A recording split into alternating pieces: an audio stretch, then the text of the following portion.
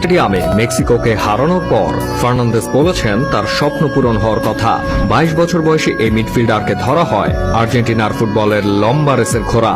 কেউ কেউ তো তাকে আর্জেন্টিনার ভবিষ্যতের তারকাও বলেছেন। কে এই ফার্নান্দেস?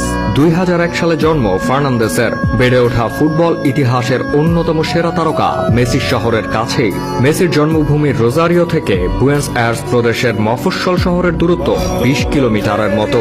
আমরা দুজন একই সঙ্গে আর্জেন্টিনা দলে খেলছি। কাতার বিশ্বকাপে পা রাখার আগ পর্যন্ত এটাই ছিল ফার্নান্দেসের একমাত্র আনন্দ। বিশ্বকাপের দলে জায়গা পেয়ে এই সেন্ট্রাল মিডফিল্ডারের আনন্দের সংজ্ঞা কিছুটা পাল্টেছে। ফার্নান্দেসের বাবা রাউল ছিলেন উরুগুয়ান কিংবদন্তি এনজো ফ্রান্সেসকোলির পার ভক্ত। তার নামের সঙ্গে মিলিয়েই 5 ছেলের একজনের নাম রাখেন এনজো ফার্নান্দেস। 6 বছর বয়সে ফার্নান্দেসকে সান মার্তিনের ক্লাব লা রেকোভায় নাম লিখিয়ে দেন বাবা রাউল। লা রেকোভায় ফুটবলের প্রাথমিক পাঠ শেষ করার পরের বছরই রিভার প্লেটে নাম লেখান। 13 বছরের অধ্যাবসায় শেষে রিভার প্লেটের মূল দলে ফার্নান্দেস সুযোগ পান 2019 সালে। সেখানে 3 বছর খেলার সময় ইউরোপের শীর্ষ ক্লাবগুলোর নজরে আসেন। Manchester United, Manchester city, Barcelona, Real Madrid সহ বেশ কয়েকটি ক্লাবই তাকে পাওয়ার দৌড়ে নেমেছিল।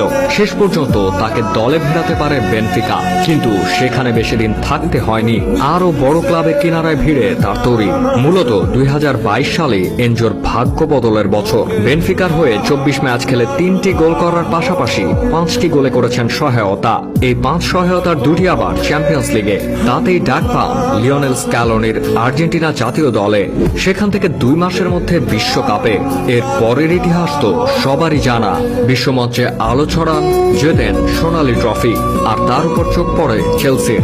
বেনফিকা দলবদলের শেষ দিন চমক দেখিয়ে এনজোকে দলে টানেন। তার দারুণ কিছু গুণ দ্রুত তাকে অনেক দূর নিয়ে গেল। ডেঞ্জারাস লং শট, বক্সের ভিতর দারুণ ক্রস করা, প্রতিপক্ষকে ঘায়েল করতে এই দিকগুলো তার আসল অস্ত্র।